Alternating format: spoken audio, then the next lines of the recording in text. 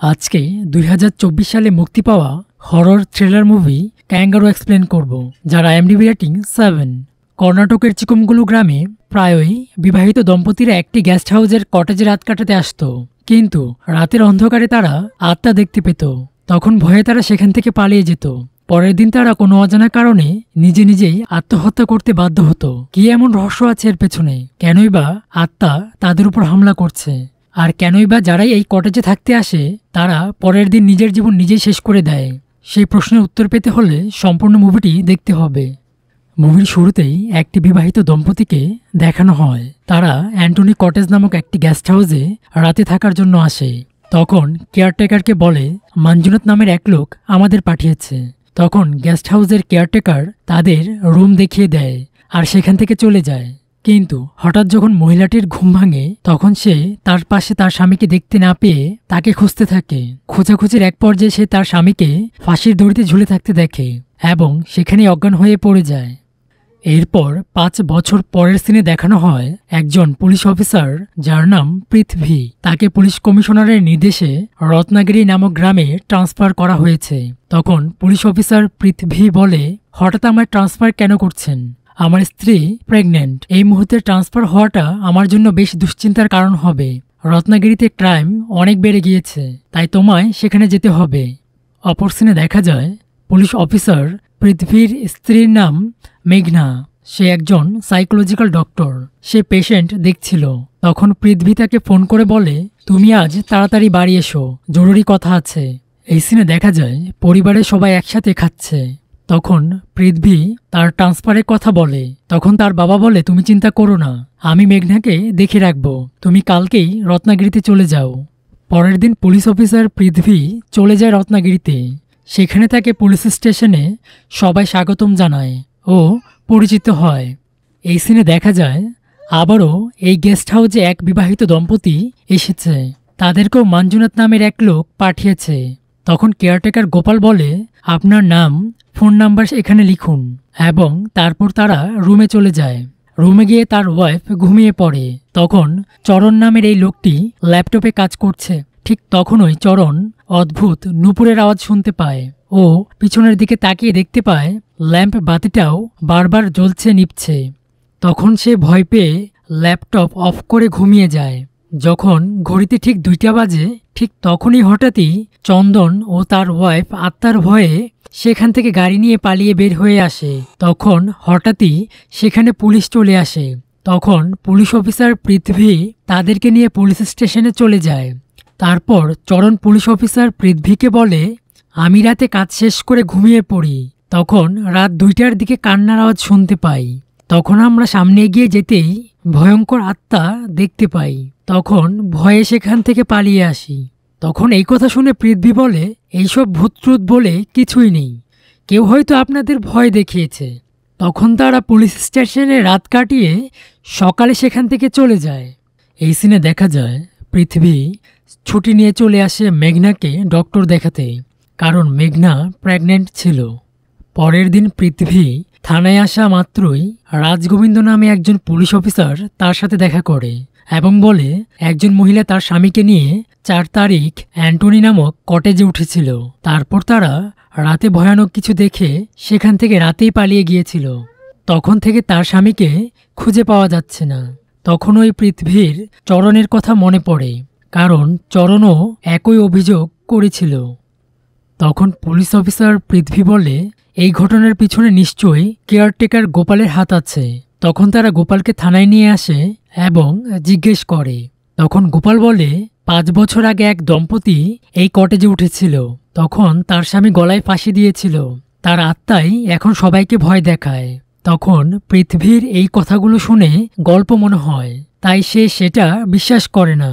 তখন তার পাশে থাকা অফিসার বলে, গোপাল ঠিকই বলেছে, কারণ ঠিক এমনই আরো অনেক কেস জমেছে এই অ্যান্টনি কটেজের বিরুদ্ধে, কিন্তু তার তদন্ত হয়নি।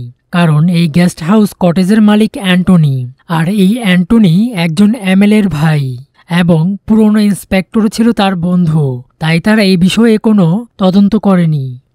তখন পৃথ্বী এই ফাইল ও রেজিস্ট্রি খাতায় যাদের নাম আছে সবাইকে ফোন করে জানতে পারে তারা সবাই গেস্ট হাউস থেকে যাওয়ার পর নিজে নিজে আত্মহত্যা করে। এমনকি চরণ নামের ছেলেটিকে ফোন করলেও জানতে পারে সেও কটেজ থেকে যাওয়ার পরই নিজে নিজে আত্মহত্যা করে। তখন পুলিশ অফিসার পৃথ্বী তার বাবাকে ফোন করে জিজ্ঞেস করে তার ভাইয়ের মৃত্যু কোথায় কিভাবে হয়েছিল। তখন তার বাবা বলে, অ্যান্টনি নামক গেস্ট হাউসে তোমার ভাইয়ের মৃত্যু হয়েছিল। এই মুভির প্রথম সিনে দেখানো লোকটা যার নাম ছিল বিজয় কুমার, সে হলো এই পুলিশ অফিসার পৃথ্বীর ভাই। তখন সেটা শুনে পুলিশ অফিসার পৃথ্বী প্রতিজ্ঞা করে এর রহস্য সে উন্মোচন করেই ছাড়বে। তার পরের সিনে দেখা যায় পৃথ্বী তার স্ত্রীর সাথে কথা বলছে। তখন তার স্ত্রী কালকেই কোন কেসের ইনভেস্টিগেশন করবে। তখন পৃথ্বী বলে কাল ফিল্ম অ্যাক্ট্রেস দেবিয়ার কেসটা ইনভেস্টিগেশন করব। তখন সে দেবিয়ার বাড়িতে যায়। তখন দেবিয়া বলে গণেশ ও আমি একসাথে কাজ করার সময় ভুলবশত আমি প্রেগনেন্ট হয়ে পড়ি। তখন আমরা অ্যাবর্শন করানোর জন্য অনেক জায়গায় যাই, কিন্তু কেউ করতে চায়নি। তখন আমরা জানতে পারি রত্নাগিরিতে অ্যাবর্শন করানো যাবে। তখন ওখানে যাওয়ার পর শুনি হসপিটালটি বন্ধ। তখন সেই হসপিটালের সামনে মঞ্জুনাথ নামের এক লোকের দোকান ছিল। বলে রাখা ভালো, এতদিন যতগুলো লোক এই গেস্ট হাউসে গিয়েছে তাদের এই মঞ্জুনাথই পাঠিয়েছে। যাই হোক, তারপর তারা মঞ্জুনাথের নাম বলে গেস্ট হাউসে ওঠে। কিন্তু যখনই রাত গভীর হয় তখনই তারা ভয়ঙ্কর কিছু দেখে সেখান থেকে পালিয়ে যায়। আর এর ঠিক কয়েকদিন পরেই গণেশও সুসাইড করে ফেলে। তখন পুলিশ অফিসার চিন্তায় পড়ে যায়, একের পর এক সুসাইড করছে, কিন্তু কেন করছে তার কোনো কিছুই বোঝা যাচ্ছে না। তখনই সেখানে অফিসার আনন্দ একটি পোস্টমর্টম রিপোর্ট নিয়ে আসে। তখন সেখানে দেখা যায় যতগুলো দম্পতি গেস্ট হাউসে গিয়েছে সবাই প্রেগনেন্ট ছিল। তাই তারা কোথাও অ্যাবর্শন করাতে না পেরে রত্নাগিরিতে যায়। আর তখনই মঞ্জুনাথ তাদের দেখে ফেলে এবং ওই গেস্ট হাউসে পাঠায়। এখন পুলিশ অফিসার পৃথ্বী এই মঞ্জুনাথকে খুঁজতে বের হয়, কারণ এই মঞ্জুনাথই বলতে পারবে এর আসল রহস্য কি, কে আছে এই গল্পের পেছনে। কিন্তু তারা মঞ্জুনাথের বাড়ির ভেতরে গিয়ে দেখল সেও সুসাইড করে ফেলেছে। তখন আবারও সেই কেয়ারটেকার গোপালকে পুলিশ অফিসার পৃথ্বী ধরে নিয়ে আসে।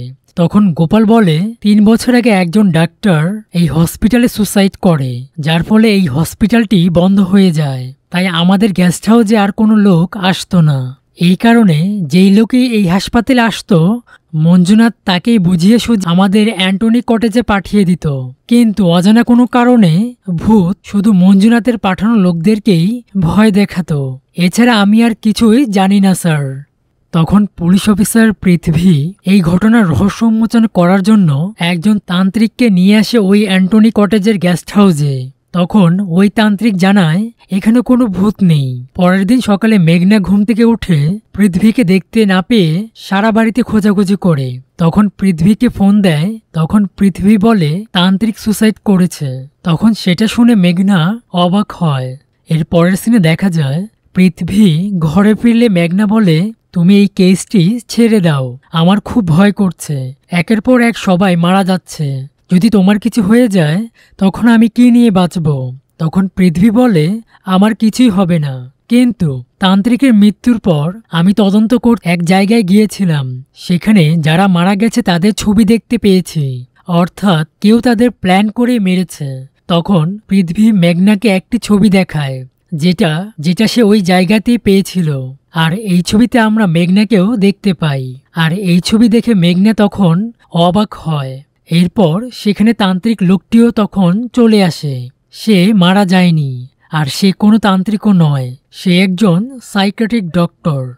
তখন পৃথ্বী মেঘনাকে বলে আমার তখনই সন্দেহ হচ্ছিল যখন রোজ তুমি আমায় জিজ্ঞেস করতে আজ কার কেস ইনভেস্টিগেশন করবে। তখন আমি তোমায় সব বলতাম, কিন্তু তোমায় বলার পরই তুমি গোপাল ও মঞ্জুনাথকে ফোন দিয়ে বলতে, তখনই কোনো না কোনো ঘটনা ঘটে যেত। আর প্রতিটা পোস্টমর্টমের বডিতে LSD ড্রাগস পাওয়া গেছে, যা তুমি তাদের শরীরে দিয়েছ।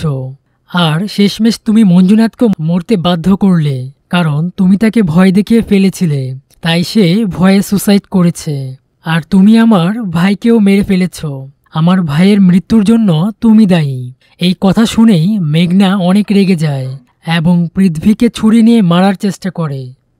তখন ডক্টর রাজেন্দ্র পৃথ্বীকে সেখান থেকে চলে যেতে বলে এবং তখন সে মেঘনার ট্রিটমেন্ট করে।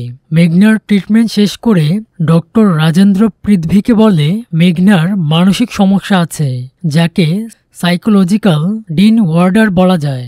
মেঘনার জন্মের পর তার বাবা কখনোই তার খেয়াল রাখত না, কারণ তার 5টি মেয়ে ছিল। এই কারণে প্রতিনিয়ত তার মায়ের সাথে তার বাবার ঝগড়া হতো। তেমনই একদিন মেঘনার মায়ের সাথে মেঘনার বাবার ঝগড়া হয়। তখন তার বাবা বলে, এবারও যদি জানতে পারি মেয়ে হয়েছে তাহলে তোর পেটে লাথি মেরে সন্তান মেরে ফেলবো। তখন এই কথা শুনে মেঘনা সহ্য করতে না পেরে অল্প বয়সে তার বাবাকে হত্যা করে। তবে এই খুনের দায় তার মা নিয়ে নেয়।